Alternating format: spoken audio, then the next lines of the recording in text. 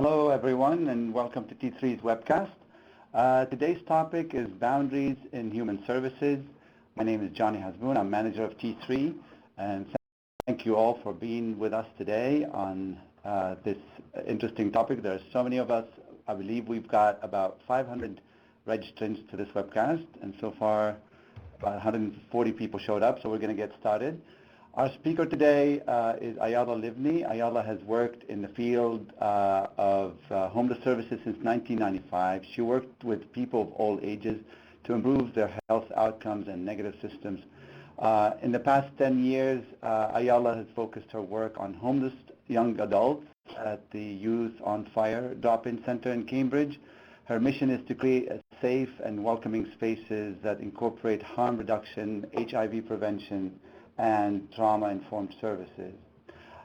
Today, Ayala is going to speak to us about the nuanced areas of potential boundary issues, exploring the challenges around this topic, and offering us tools on how to successfully navigate through it.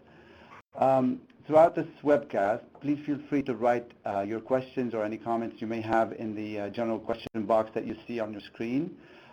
Please try to keep them brief so that we can, at the end, we'll post them, and because there's so many of us, we're going to try to give you a vote, and the top questions will be asked and answered by Ayala at the end of the webcast as time allows. And also, if you'd like to follow us on Twitter, it is ThinkT3 at ThinkT3 with the hashtag T3Webcast. Again, thank you for joining us. Ayala? Great. Thanks so much for that introduction, Johnny. So the webcast we're doing today is Boundaries in Human Services Work, Navigating the Gray Areas. And this was originally created as a 6-hour training, and we shrunk it down to about a 45-minute presentation with an extra 15 minutes for question and answer. So I'm hopeful that today we'll be able to engage in some good conversation. As Johnny said, my background is in working in homeless services, and the last 11 years I've been working with homeless young adults who have taught me a lot about boundaries and how to navigate them. So our learning goals for today are to understand what professional boundaries are and why they are important, to be able to identify when something might be a boundary issue and determine the next steps, to gain tools to guide self-disclosure, and ultimately to feel more confident to handle boundary issues. The agenda will do an introduction, and then we'll really get into the what and the why of boundaries. We'll do some context information. We'll talk about the nitty-gritty of boundaries, the clear lines, and then the gray areas. Then we'll focus a little bit on self-disclosure. We'll do some scenarios, and then we'll have time for questions and answers. So when I think about boundaries, I often think of this story that I heard years ago when I was living in Philadelphia, and one of my housemates, a woman named Allie, was in her 60s, and I was working at Head Start at the time, and we were talking about boundaries and rules, and she told me this story about when she was younger. She had 3 kids, and when her kids were younger, she was out in the backyard hanging up laundry, and she stopped to admire sort of how beautiful and free the laundry looked, kind of waving in the wind, and then she realized that the reason that it was waving so beautifully was that it was really strongly anchored to the clothesline, that those clothespins and the clothesline were there and holding the laundry really tightly. And if they hadn't been there, the laundry actually would be in a pile on the ground. And even though it would seem like it was more free without the clothesline, it actually couldn't be what its best self, couldn't be its best, the best, be free in the same way without those boundaries and without that clothesline. And she realized that that was the same thing with rules and boundaries for her kids. And so I really love the story, both because I love the imagery, but also I think that it's a good way for us to remember boundaries and the purpose that they serve, which is really to help people be more free and to help keep people safe. So I'll invite you to hold that image with you as we continue our conversation today. So we'll start with the what and the why. So if you look in the dictionary, boundaries are a boundary or boundaries are a line that marks the limit of an area or a dividing line, sort of as in the eastern boundary of the wilderness. Or it can be a limit of a subject or sphere of activity, for example, a community without class or political boundaries. However, when we talk about it in terms of human services, it's actually more about in terms of our relationships. So boundaries are guidelines for maintaining a positive and helpful relationship with clients. They are a clear understanding of the limits and responsibilities of your role as a service provider. It is the ability to know where you end and where the clients begin. Boundaries can be both personal and professional, and we'll talk about that throughout this presentation. They are the container within which the worker-client relationship occurs, and fundamentally the space between the provider's work and professional life, or provider's work and personal life. A couple quotes that I really liked. One from the nursing board says, boundaries are the space between the professional's power and the client's vulnerability. And that boundaries are the limits that allow for a safe connection based on the client's needs. So again, when we think about boundaries, we think about relationships. They are relationships with clients, they are relationships with your coworkers, their relationship with your agency, and ultimately they are your relationship with the work itself. So why are they important? They are important for three main reasons. So one is the protection of the therapeutic process. So the professional relationship is a fiduciary one, which means we hold some accountability and responsibility. It is not a friendship, and even minor boundary transgressions can send a mixed message. A boundary symbolizes the limits of a professional transaction. One of the quotes that I like is that boundaries are about being friendly without being friends. So secondly, boundaries protect clients from exploitation. So our clients are sort of by definition vulnerable. There's a power differential and a power dynamic, and providers are entrusted to protect our clients from more harm. When we transgress boundaries, we are sort of putting clients in danger of exploitation. And finally, boundaries are there to protect the provider from liability. So clients can sometimes claim things that happened that didn't. So for example, I have a colleague who once gave a ride to a client in his car, and the client a week later, they were going towards the same destination, and the client a week later accused him of sexual assault. Because this because bringing the client into the car broke a rule, broke a boundary, he actually had no legal protections. So again, boundaries are there because to keep all of us safe, to keep us safe, to keep our clients safe, and to really protect the therapeutic process. So they're important, again, for those three reasons, but fundamentally they, as we said, reduces the risk of client exploitation. It reduces client anxiety as the rules and roles are clear. It increases the well-being of the worker because you're not being asked to do more than you can or should. Creates clear expectations. Good boundaries role model to our clients healthy communication and professional relationships. Often our clients haven't had appropriate relationships, either with friends, family, or other providers. And this role models to them how to create, again, how to be friendly and yet professional. It maintains one's physical and emotional safety and helps avoid burnout or compassion fatigue. So one example of an early boundary transgression that I made was early in my work working with homeless young adults. I had a young woman who I was working really closely with who experienced a lot of panic attacks and anxiety. And she asked me if she could get my phone number so that we could talk sort of when the drop-in center is closed. And I, being young and altruistic and really wanting to help and feeling really important that she asked me for such, said, absolutely, I would love to talk to you. So I gave her my phone number, and we talked a couple times outside of the drop-in center hours. And then she started calling me at 3 o'clock in the morning when she was having panic attacks. And it turned out that what I had done is I had made a promise that I actually couldn't keep. I couldn't promise. I couldn't actually talk to her whenever she needed. And what would have been much better is if from the beginning I had said, you know what, I actually can't. I can only really talk to you during the time the drop-in center is open. But if you need somebody to talk to you at other times, here's the number for the mental health crisis line. It would have created clear expectations, and she wouldn't have been ultimately disappointed because what happened was I told her I could talk to her whenever she needed, and then I couldn't. So I created an expectation and then disappointed her. So those are what boundaries are. This is why they're important. So here's what happens if we have poor boundaries. So the client may develop unrealistic expectations, again, as in the example of having my phone number and calling me at 3 o'clock in the morning. We as providers get compassion fatigue because the demands on us are more than is really realistic to hold. There's a potential for splitting on teams, so often boundaries are crossed when we go above and beyond for clients. The other people on my team were not giving clients their phone numbers to call them after hours, and what it has actually created a dynamic within the team that I sort of was trying to outshine other folks. The client may not be given appropriate or helpful services, which can affect their willingness to accept future services. The client may feel betrayed, abandoned, or poorly served, which is again what happened in this example with the phone call. The service provider themselves may act unethically. The reputation of the agency may be compromised, and fundamentally the provider or the client may be emotionally traumatized or put in physical danger. When there's been reviews of social workers and when social workers get injured or hurt on the job, overwhelmingly what happens is that they have violated boundaries, mostly because they think the boundaries don't apply to them. They know their clients, they do better work, they do different work than other people, and that is ultimately when staff get hurt on the job.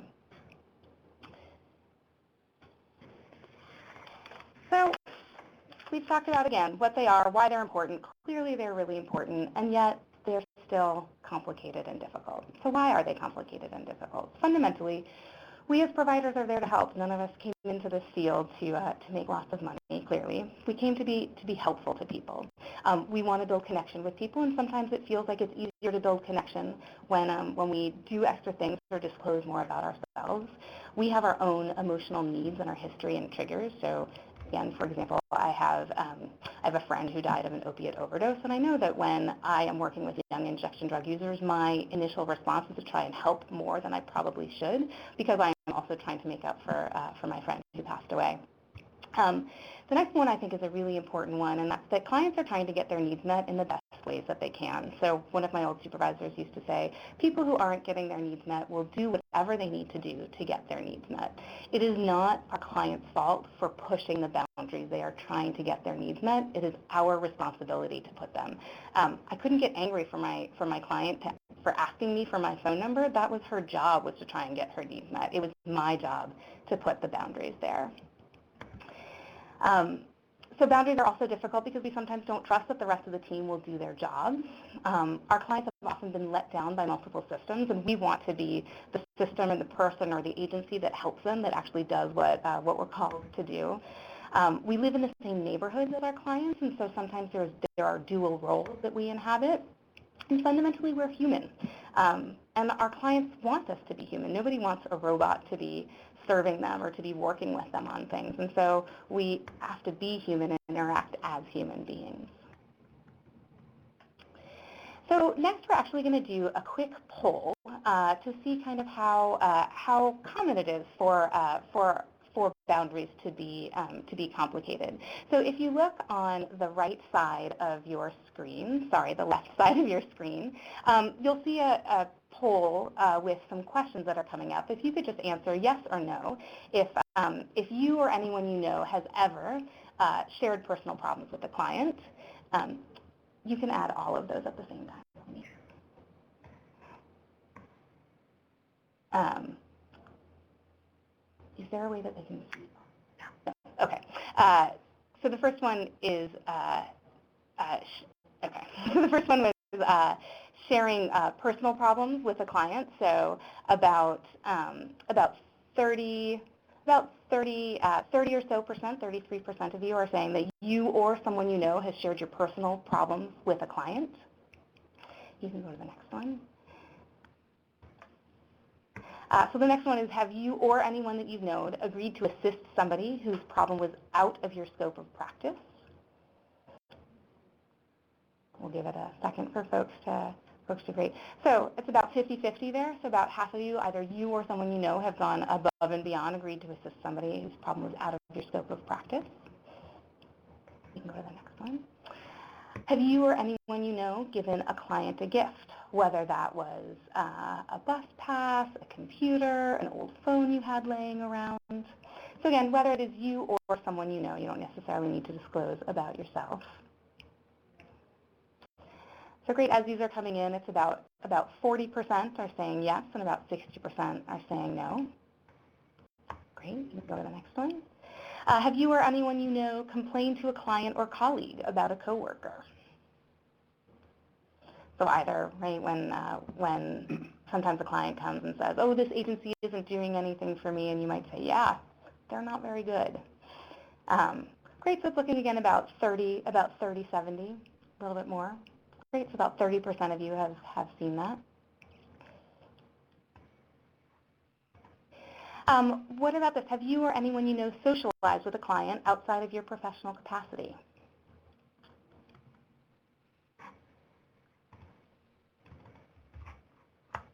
So this one seems to be a little bit tilted a little bit on the other side. So it's about, right now it's about 15% have said yes, and about 83% have said no, they've never socialized with a client outside of your capacity.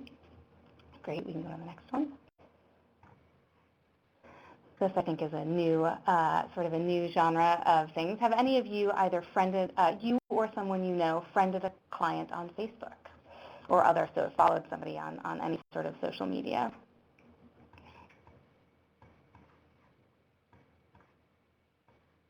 Great, so this is also looking about 13%. 13% were saying yes. And last, but by no means least, have you or anyone you know ever had an inappropriate physical relationship with a client?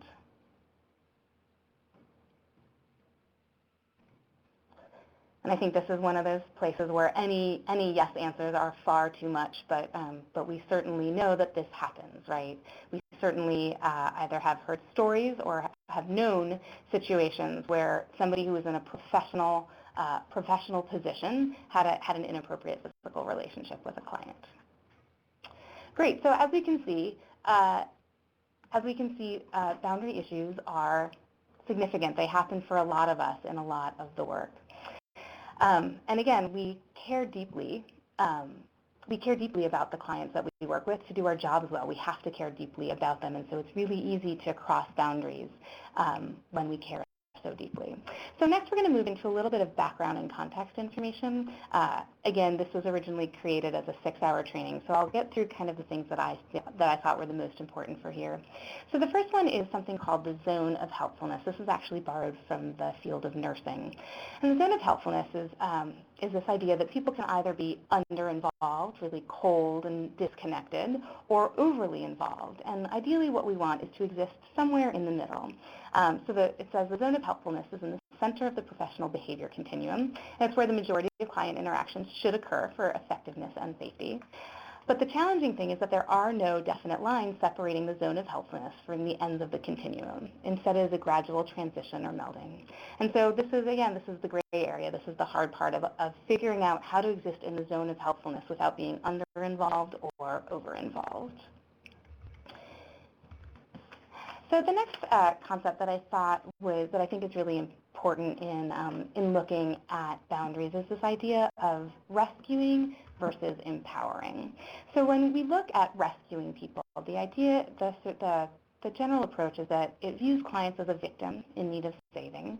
It fundamentally doesn't allow people to experience the consequences of their decisions or behaviors. It is the idea of the provider fixing problems for the client, not with the client, can lead to learned helplessness and lower self-esteem. It also allows the provider to feel needed and in control of an unmanageable situation. Now, with that said, I think it's important to also recognize that you as a provider have both privilege and power and access that our clients don't. So for example, there was one young person I was working with who I thought would be good for a job with one of our city councilmen.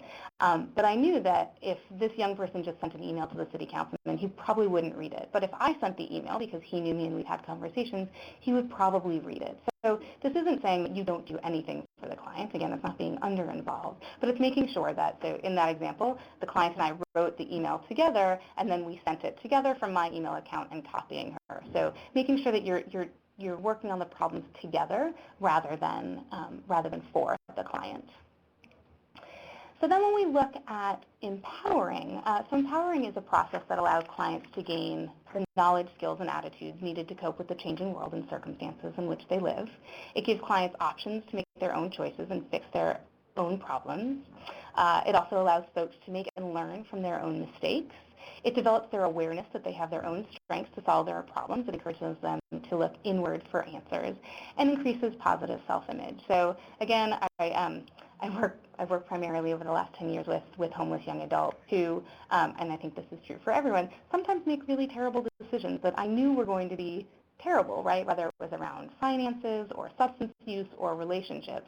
And what I came to learn was that it was not my place to tell them what to do. Instead, it was my place to talk with them, help them sort of understand all of the options, do the harm reduction so that they wouldn't die of an overdose or contract a disease or any sort of harmful thing. And then fundamentally got to say, this is your life. You get to make these decisions, and you have to live with the consequences.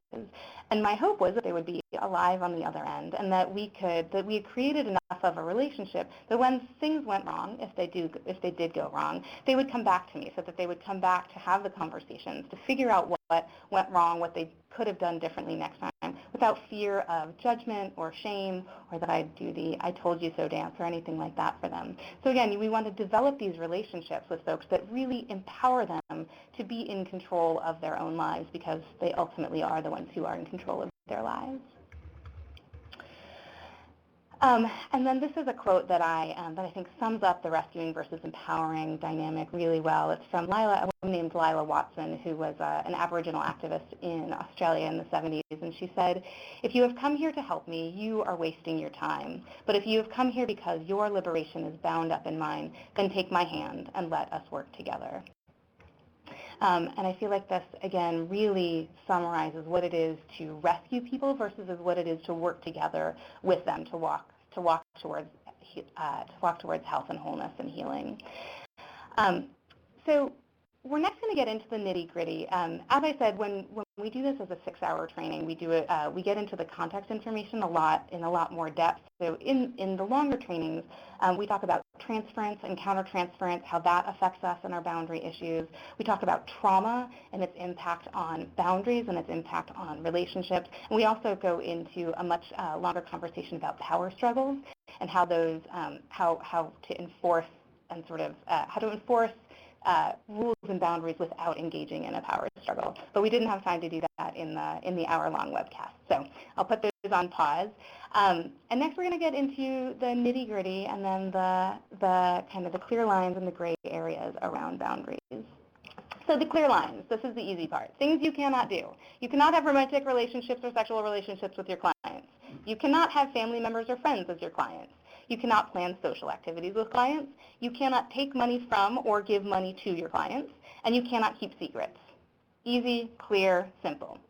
Clients also cannot be your lover, past, present, or future. It's a little asterisk next to future. So in the clinician's code of ethics, it says that there must be a minimum of 5 years after terminating the counseling relationship until a romantic relationship can develop.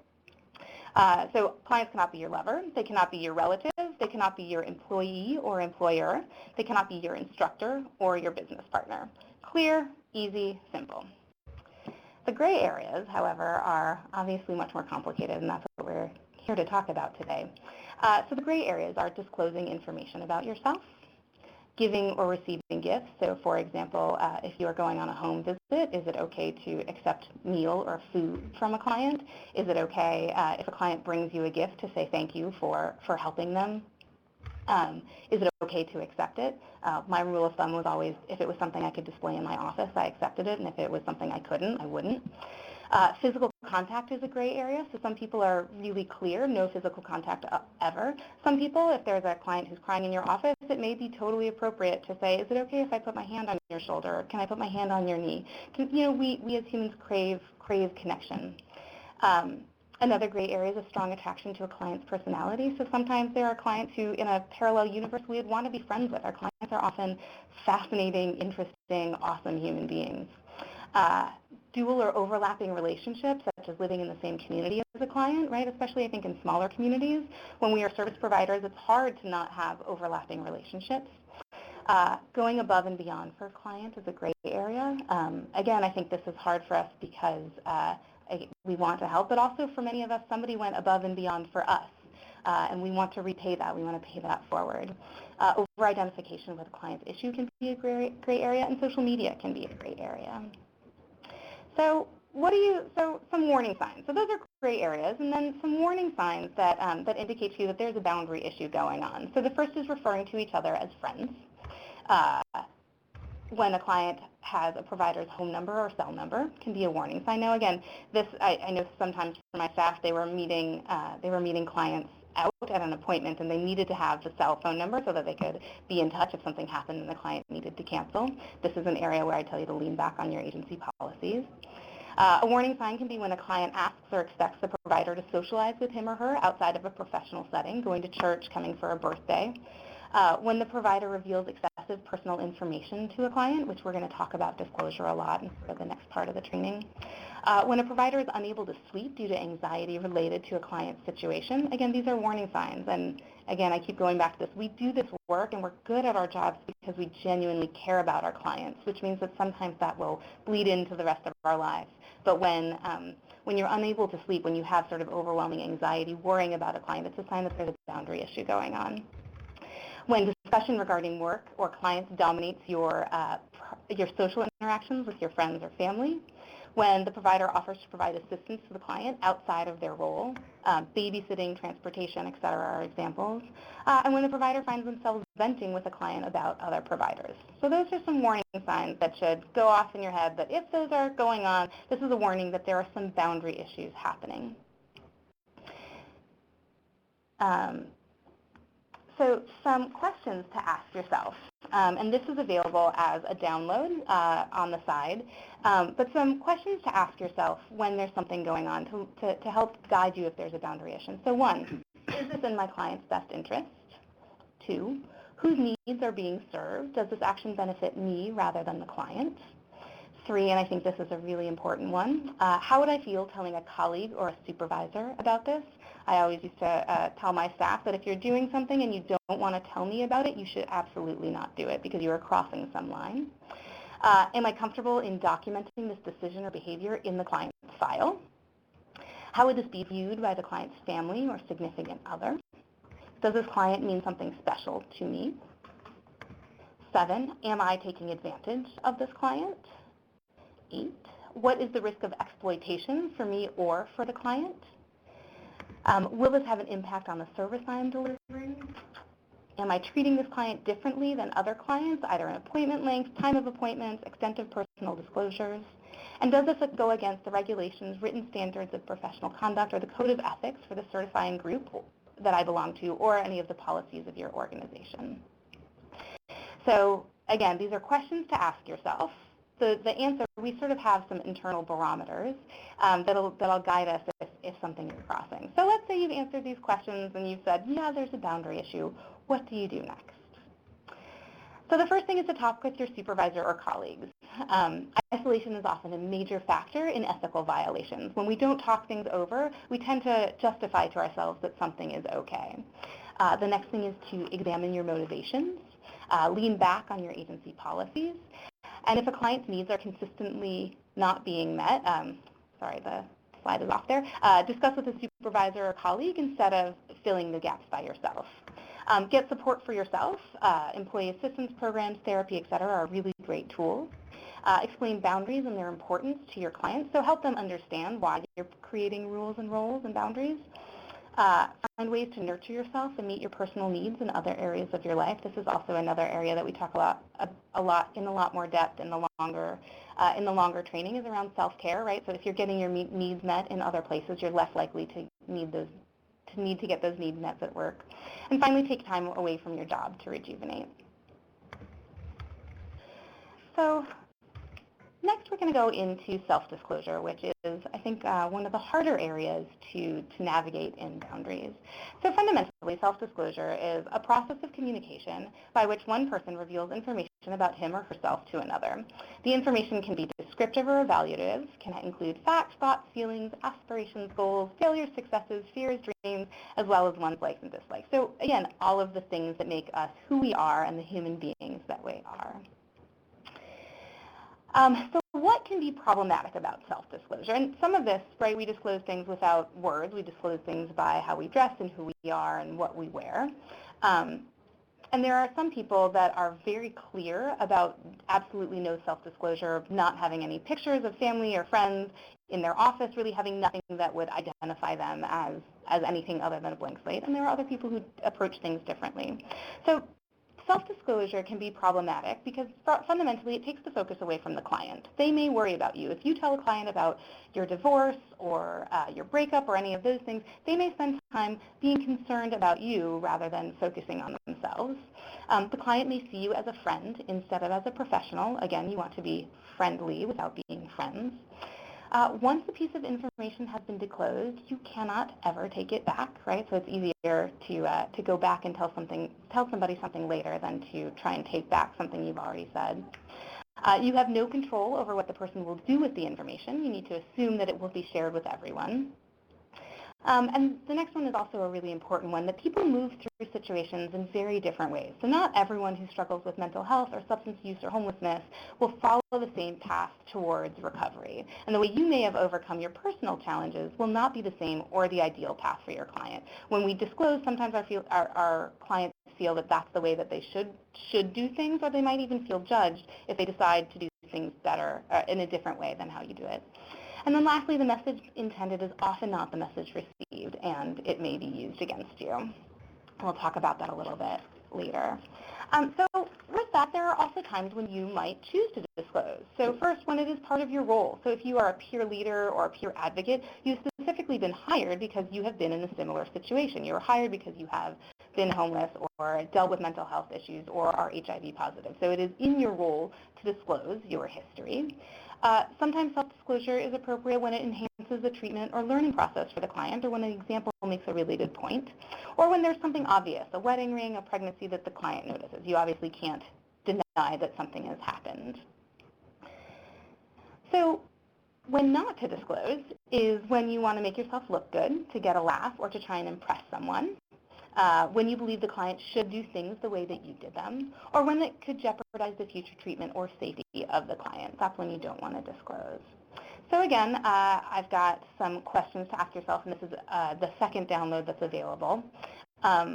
So questions to ask yourself around self-disclosure. So one, how is this helpful to my client? What is the purpose of the disclosure? Am I disclosing to make myself feel better? How can I reveal something briefly and then turn the conversation back to the client? How might different clients respond to this information? What might the client assume about me based on this disclosure? How could this disclosure or story be misinterpreted? Is there any way the client could think that I am judging them or their decisions? And then lastly, how could this hurt or damage the relationship? A colleague of mine used to say that when she felt any urgency to tell something about herself is when she stopped. Because you can always go back and retell a story or tell a story to somebody later, but you can never take it back. So the last part, as we're moving through, is we're actually going to discuss some scenarios. So I've got 3 scenarios for us today. And what's going to happen is I'll read the scenario. It'll be up on your screen. And then there are some questions that are over on the right-hand side that I'd love for people to type in and see if we can, on our webcast, engage in a conversation around boundaries. So scenario 1 is Carlos. So Carlos is a 45-year-old case manager in a shelter, and he has been in recovery from a heroin addiction for 10 years. He's working with Jason, a 32-year-old struggling with a heroin addiction. Jason complains to Carlos that the other case managers don't understand him because they've never dealt with his addiction, and they don't know how hard it is to kick the habit and deal with withdrawal symptoms. Carlos tells Jason that he is in recovery as well and can totally relate and understand. Jason asks how he kicked the habit, and they talk in detail about the wilderness treatment program that Carlos attended. So the questions that I'd love to get from you, so 1, what is the boundary issue? 2, how could this boundary issue affect the client? 3, how could this boundary issue affect the worker? And 4, what could the worker have done differently to establish and maintain better boundaries with the client? So you all can type in, and I'll try to make sense of this as it goes through. So again, what is the boundary issue here with Carlos and Jason? How could the boundary issue affect the client? How could the boundary issue affect the worker? And what could the worker have done differently to establish and maintain better boundaries with the client?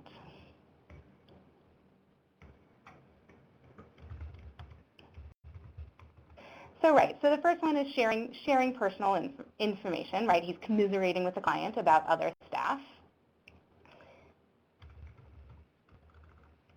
So Carlos empowered the client with disclosure. So he disclosed his personal history. So so the boundary issue there is disclosure. How it might affect the client. So ways that it might affect the client, as you guys are typing in, is that it may split the team. Carlos may feel like he can only talk to Jason, Jason may feel like he can only talk to Carlos. And if Carlos is out or happens to leave, he may feel like he has nobody else to talk to who can understand his problems. Right? He might feel like he has to attend this wilderness treatment program, and it may not actually work or be appropriate. He may not be able to afford it. Right? Again, people go through all sorts of different ways in their paths. And again, so when we look at how the boundary issue might affect the worker, how might it affect Carlos? So Carlos could be split with other staff.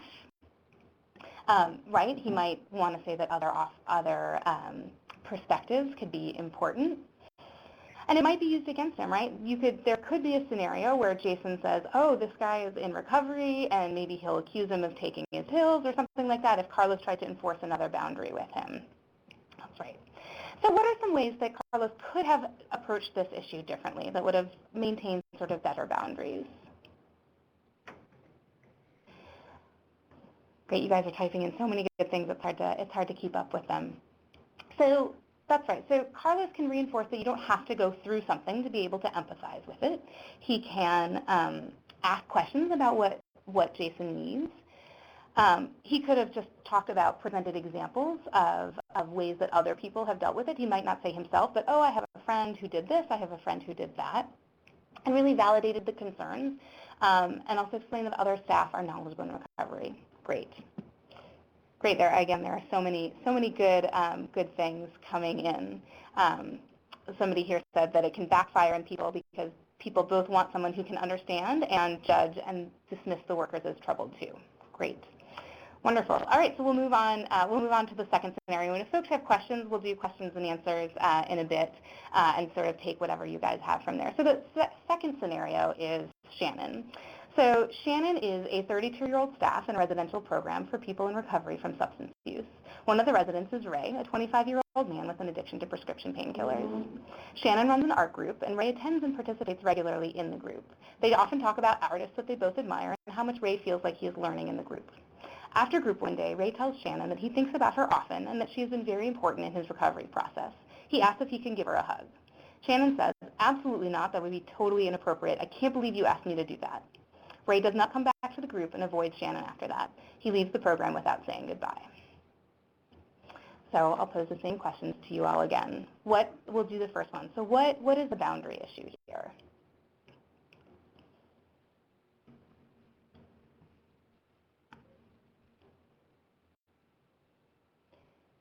Right, so the boundary issue is physical contact and personal space. So fundamentally the issue here is that Shannon was actually too cold, right? That she shamed the client by saying, I can't believe that you asked me to do that. So the second question, so how might this affect the client? So how did this in this scenario, or how might this affect Ray?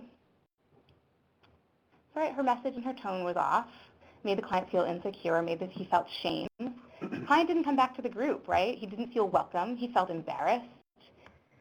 So he left the group and he left the program. So the next question is, how does the boundary issue affect the worker? How does it affect Shannon? Right, so Ray's also lost his support system. So how does this affect Shannon in this situation? Again, lots of you are typing at the same time. Great. So it isolates her. She may feel guilty. She may not know what to do. She failed the client, right? The client didn't come back. She actually liked the client. She might feel some guilt and some isolation. Great. You guys are on point here. And then, so lastly, how might she have dealt with this differently? How could Shannon have, how could she have responded in another way?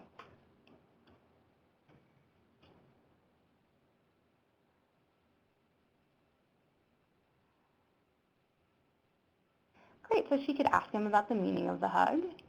She could offer a handshake. Perfect. She could politely reinforce the positive feeling. So all of these are exactly right. So we want to, again, be friendly without being friends. You want to be professional and respectful. So she could say, you know what, I appreciate so much how, thank you for sharing with me that you like the group and that this has been a good process for you.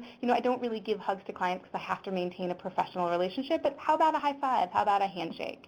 Right? So ways that she can not shame the client. Again, it's not his fault. He's trying to get his needs met. He is trying to get his needs for affection and attention met. It is not his fault for asking. It is our responsibility to put the boundaries there in a way that still prioritizes the relationship, that doesn't shame or embarrass or traumatize people, and still invites them into the relationship.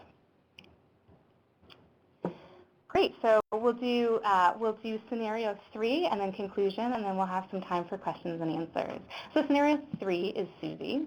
So Susie is a 40-year-old staff member at a homeless shelter. She's an active member of her church and community. She lives near the shelter, which she likes because she feels like she's part of the community in which she lives. One Sunday at church, she sees Laura, a resident of the shelter, across the room during a social hour. Laura approaches her and asks how long she's been a member of the church, if her family is at services with her, and if she likes the pastor. So again, we'll start with the first question. What is the boundary issue? What is the challenge here? So some folks are saying that there isn't a challenge here. Other folks are saying that there's a dual relationship. So that's exactly right. So Susie may be concerned about so there's a dual relationship with the client knowing more about Susie than maybe other clients at the shelter do. How might this issue affect the client? How might Laura be affected by seeing Susie at church?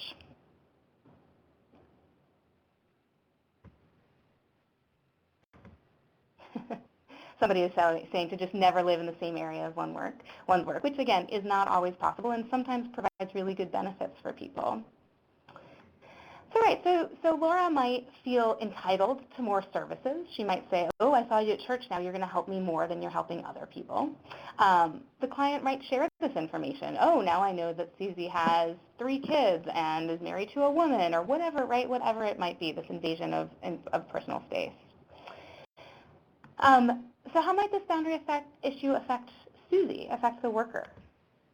I think some of you already said, like, she may want to keep her private life private. She may want a boundary between her personal life and her professional life, right? She may feel like she can't go to church anymore. This also happens, I think, with staff who are in AA or NA groups when a client shows up at their group, right? Like, how do you have your spaces that are important to you when clients come into them? Great. So I guess then the next question is, so how could Susie handle this? What could she do to reinforce the professional relationship and still maintain some boundaries? She could move. That is a suggestion, though not always an option. And again, if she likes this church, right, she enjoys the church, people enjoy their NA or their AA groups or whatever sort of social groups they have. So great. So people are saying she can be polite. She can say, you know what, it's really great to see you here. I'm so glad that you are here, and I hope you enjoy the church and the service.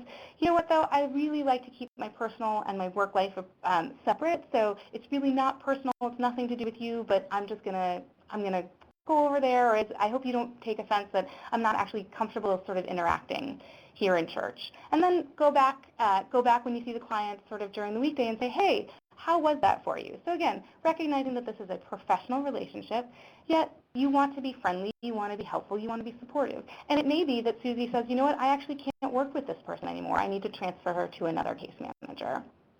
Don't panic and be human. That's a great suggestion. Great. So again, you guys are coming up with all of some really great suggestions and really good ways of navigating these really complicated situations. So we're actually at the conclusion of the content. I have kind of one thing that I want to leave you with. So a few weeks ago, a friend of mine got a letter from a former client, and this is a shout out to James Batiglia at the University Lutheran Church in Harvard Square in Cambridge. And I asked James if I could share this because I thought it really it really illustrated the importance of boundaries. So James received this letter saying, "Hi James, I hope you remember me because I surely remember you. You made such an impact on my life when I was a teenager. I wanted to share with you how and what that meant for my life. I was 16 when I met you. You were an adult advisor for a group in Boston, and I was a punk with an attitude who thought I knew it all. You saw right through me, even though you never said that you did. Mostly I learned by watching and listening to you, and because you had been in my shoes when you were my age, even though you did not let me know all of your experiences until I was old enough to understand, and you protected me. Even though I could not understand why I could not have your phone number, call you on the weekend to hang out with you, or come to your house, I realized years later that it was for my own protection. The adults who really care deeply protect teenagers." That's my underlining and emphasis involved. But I thought this was, again, a really good conclusion to this conversation, that sometimes putting boundaries feels not so good. It feels like a limitation, and clients may struggle against it, again, because they want to get their needs met, and you are putting a boundary there. But ultimately, when we appropriately attend to the boundaries, we keep ourselves and the clients with whom we work safe. So I hope that today has been gotten you some good tools, gotten some good conversations started. We've got about 10 or 15 minutes left where we'll take some questions, and then we'll kind of move forward from there. Well, thank you so much, and thanks everyone for your participation. Now we're going to do a quick vote on your questions so that we can get us all involved. Denise will just post a few questions. You can see them now. Tell us which one you like most, and Ayala will answer those questions. We're just going to take a quick minute here. There are about 7 questions, I believe. Great. Great, so let's start with the first question. What are some ways to work with staff on changing their mindset about boundaries? That's a great question. I don't know that there is sort of an easy answer other than you continue to have the conversations. You could certainly talk about this webcast. This webcast will be recorded. You could share it with folks. You could bring the two downloads, right, how to talk about self-disclosure and questions to ask yourself about boundaries. And I think you could just continually talk about the conversation and talk with your staff without shame or guilt. We think about sort of harm reduction supervision, where we meet our staff where they're at and work with them to get them where we want them to go. And so really just talking, and I think talking explicitly about phone numbers and money and all of those things.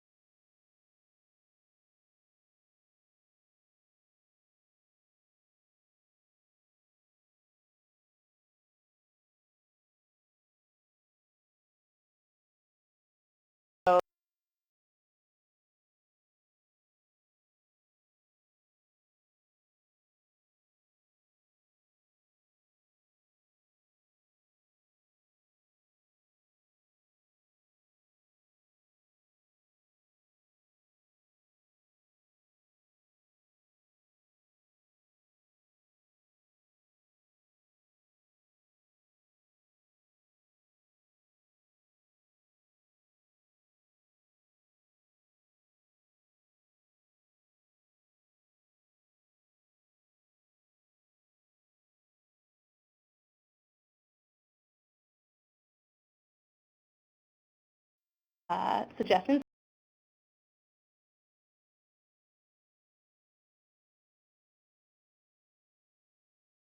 You don't understand what I'm saying. So great question. So when a client challenges you and says, like, what do you know? How can you even be trying to help me? Is it ever okay to share some of that information?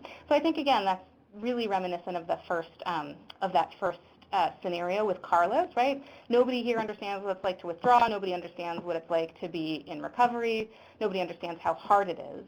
And then Carlos saying, well, I know how hard it is. So the challenge there is that it undermines other folks. And what we fundamentally know is that while the experiences of homelessness and trauma and all of that are really intense, you don't have to experience it to be able to say, yeah, that sucks, and here's how I can be helpful.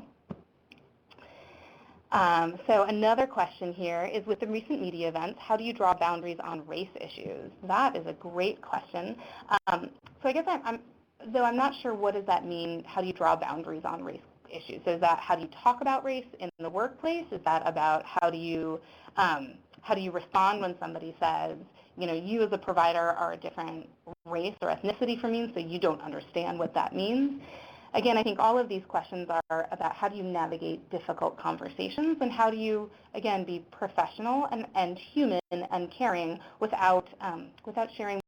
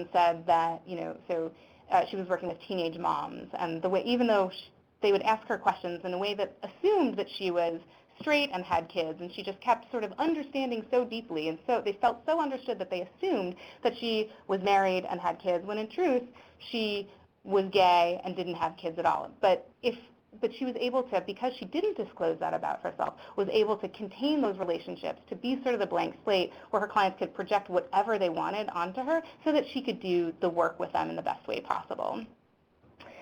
Another question, when a client is not able to overcome barriers on their own to get their needs met, is it okay to go over and above for them? So again, I think the answer is it depends, right? And I think you go back to those questions. Is it something that you would do for everyone? Is it, are you rescuing the client, or are you working with them? Are you enabling them and empowering them to be able to solve these conversations or these challenges on their own? And again, with that said, we do this work because we want to be helpful, and sometimes the barriers that our clients face are completely overwhelming and awful. And so as long as we are being, again, consistent, as long as we are being supportive, as long as our supervisor knows what we're doing and as our colleagues know what we're doing, then there are absolutely ways that we can go above and beyond for clients. What do you recommend in terms of finding out whether I'm crossing a boundary or not? So again, I think it goes back to those questions, right? Questions to ask yourself, right? Is this something that I would tell my colleagues about? What would the client's family think about this? Am I giving this client special attention? So again, we've got that as a download. You are welcome to download it, put it up in your office, whatever is helpful. Again, is ways to think about, am I crossing a boundary? And if so, what do I do? How do I kind of move forward or step back?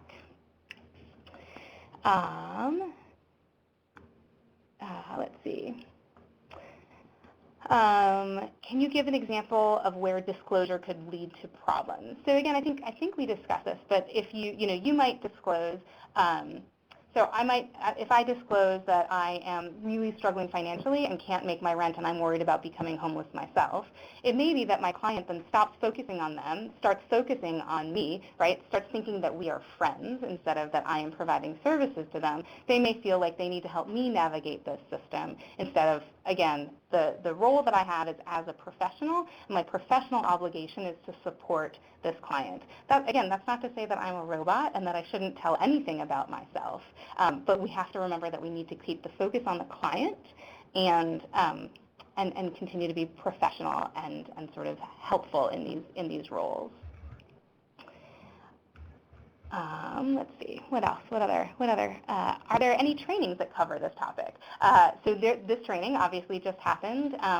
We do, as I said, we do a 6-hour training, or we developed a 6-hour training on boundaries that if you are interested, you can get in touch with the folks at T3 to request that. Additionally, I and Ken Craybill, one of our other facilitators over here at T3, are teaching a course on supervision starting in the fall. If folks are interested in that, we'll certainly be talking about boundaries as we talk about supervision. And there's lots of information sort of online. The National Association of Social Workers has some great resources about boundaries that are available. And I think that is, I think that those are all of the questions that we have. Great. Well, thank you so much. Like I just typed in, there will be a survey at the end of this webcast. We want to hear from you. Tell us what you thought. We want to know what else would you like to hear from us. We do a regular webcast on T3. Again, thank you so much for joining us, and please feel free to call us or visit us at thinkt3.com, and see you again next time. Thank you so much. Thank you, guys.